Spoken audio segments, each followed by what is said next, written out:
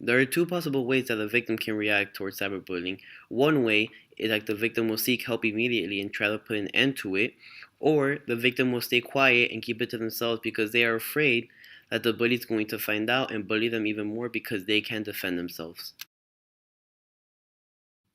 So the way cyberbullying begins, it could be with a simple negative comment under a picture.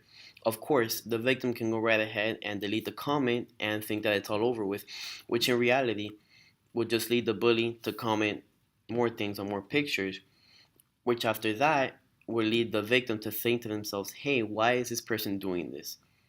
The victim will then take it into his or her own hands and confront the bully and ask them, why are you saying these mean things about me under my own pictures?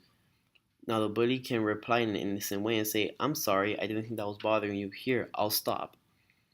Which at that point, the victim will think to themselves, hey, that's it, it's over. And they won't continue.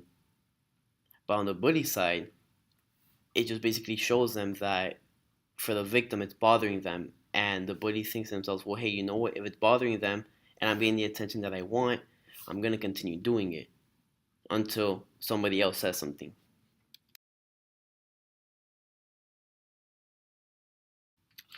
Normally, what the bully decides to do next is completely up to them. We don't know, but we all know that they're going to want to kick it up a notch. By kicking it up a notch, they can go right ahead and take embarrassing pictures of the victim. They can send it to their friends. They can post on social media. They can even send it to the victim themselves and tell them how silly they look or make fun of them with it, which at this point would just make the victim feel insecure about themselves and make them think like something is wrong with them and they're not going to want to be seen around publicly anymore.